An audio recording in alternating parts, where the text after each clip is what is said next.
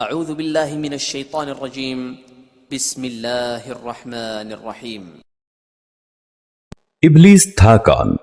ابلیس کی نسل کی ابتدا جس جن سے ہوئی اس کا نام تارانوس کہا جاتا ہے۔ تارانوس ابلیس سے 1,44,000 سال قبل دنیا پہ موجود تھا۔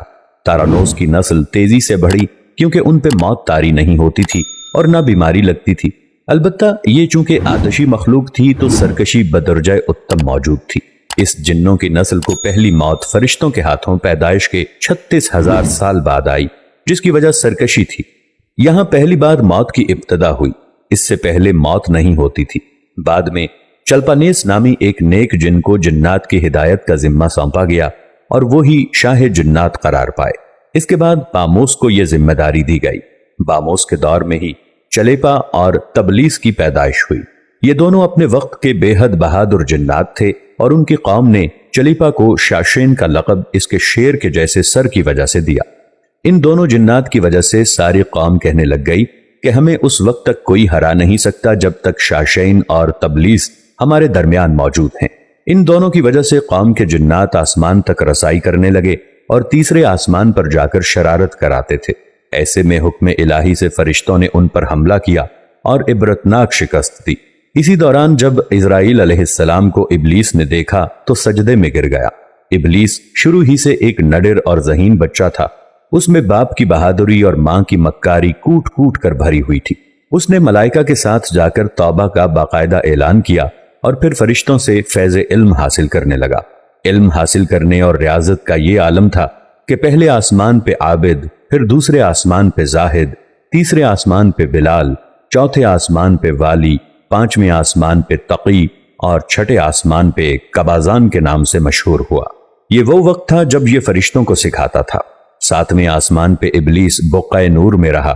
ہفت افلاک کے سب ملائکہ کا معلم قرار دیا گیا، یہاں تک پہنچ کر ابلیس نے اپنی عاجزی اور ریاضت کی انتہا کر دی۔ کم و بیش ابلیس نے 14,000 سال عرش کا طواف کیا۔ یہاں اس نے فرشتوں میں استاد سردار عزازیل کے نام سے شہرت پائی۔ کم و بیش 30,000 سال مقربین فرشتوں کا استاد رہا۔ ابلیس کے درس و واز کی میعاد کم و بیش 20,000 سال ہے۔ فرشتوں کے ساتھ قیام کی مدت کم و بیش 80,000 سال ہے۔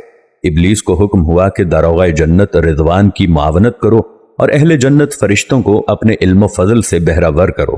یوں ابلیس کو جنت میں داخلے کا پروانہ مل گیا اور جنت میں بھی اپنے علم سے داروغہ جنت رضوان کو سیراب کیا، اور یوں جنت اور رضوان کی کنجیاں ابلیس کے پاس رہیں۔ روایت کے مطابق ابلیس 40,000 سال تک یہ فرض خزانچی انجام دیتا رہا۔ یہی وہ مقام اعلیٰ ترین جنت رضوان ہی تھا جہاں ابلیس نے پہلی بار بادشاہت کے خواب دیکھنے شروع کیے۔ اس وقت ابلیس کے پاس ہفت اقلیم، افلاک، جنت و دوزخ سب کا اختیار تھا اور اس نے چپے چپے پہ سجدے کیے تھے، مگر یہاں پہ ابلیس عاجزی سے پہلی بار بھٹکا اور خود کو بادشاہ بنانے اور رب بن جانے کے خواب دیکھنا شروع کیے۔ کئی ملائکہ کے سامنے ربوبیت کی بابت بات بھی کی، مگر ملائکہ کے انکار کے سبب چپ ہو گیا اور یوں نظام چلتا رہا، مگر اس سب سے اللہ تعالیٰ کی ذات بے خبر نہ تھی۔ پھر آدم علیہ السلام کی تخلیق کا مرحلہ آیا جس کے قرآن مجید میں واقعات بیان ہوئے ہیں۔ ابلیس آدم علیہ السلام کو جز مرحلہ وار مختلف اقسام کی مٹی سے تخلیق ہوتا دیکھتا رہا اور چپ رہا، مگر جیسے ہی اسے یہ معلوم ہوا کہ یہ آدم علیہ السلام اللہ تعالیٰ کے نائب ہیں تو اس نے واویلا کیا، عبادات اور اطاعت کا واسطہ دیا، پھر طنز کیا کہ مجھ جتنی عبادت کس نے کی، اور آدم علیہ السلام کو سجدہ کرنے سے انکاری ہو گیا۔ تب اللہ تعالیٰ نے کہا، نکل جا شیطان مردود۔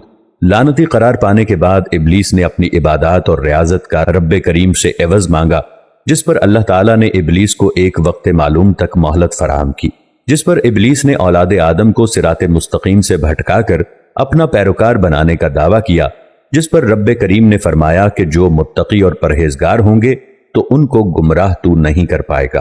ابلیس کے اس لعنتی کام میں اس کے 5 ساتھی ہیں۔ نمبر 1، صبر۔ اس کے اختیار میں مصیبتوں کا کاروبار ہے، جس میں لوگ ہائے واویلا کرتے ہیں، گریبان پھاڑتے ہیں، منہ پہ تماچے مارتے ہیں اور جاہلیت کے نعرے لگاتے ہیں۔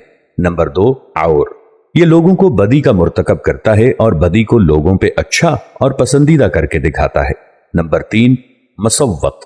یہ کذب، جھوٹ اور دروغ پہ مامور ہے، جسے لوگ کان لگا کر سنیں۔ یہ انسانوں کی شکل اپنا کر ان سے ملتا ہے اور انہیں فساد برپا کرنے کی جھوٹی خبریں سناتا ہے۔ نمبر 4، داسم، یہ آدمی کے ساتھ گھر میں داخل ہوتا ہے اور گھر والوں کے عیب دکھاتا ہے اور آدمی کو گھر والوں پہ غضبناک کرتا ہے۔ نمبر 5، زکنیور، یہ بازاروں کا مختار ہے، بازاروں میں آ کر یہ بددیانتی کے جھنڈے گاڑتا ہے، بازاروں میں برائیوں اور فحاشی پہ ورغلاتا ہے۔ ابلیس کا آدم علیہ السلام کو سجدے سے انکار کا جزیہ حسد تھا کہ جس نے اسے مجبور کیا کہ میری جگہ آدم یعنی خاک کو کیوں ملی۔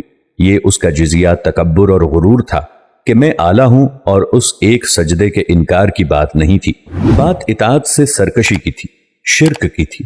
ابلیس نے دل میں خود کو رب مان لیا تھا۔ اسی شرک عظیم کی بدولت ابلیس تا قیامت رسوا و لعنتی ٹھہرا اور اولاد آدم کو بھٹکانے کے لیے آزاد قرار پایا۔ حاصل نتیجہ یہ ٹھہرا کہ رب کریم کو انسان کی عبادات، عاجزی، علم و دانش سے کچھ غرض نہیں ہے۔ رب کریم صرف دیکھتا ہے کہ دل میں اطاعت و فرما برداری کتنی ہے۔ اسی بنیاد پر تقوی اور پرہیزگاری کے درجے قرار پاتے ہیں۔ اللہ کریم ہمیں اپنی نیت کو درست رکھنے کی توفیق عطا فرمائے۔ آمین یا رب العالمین۔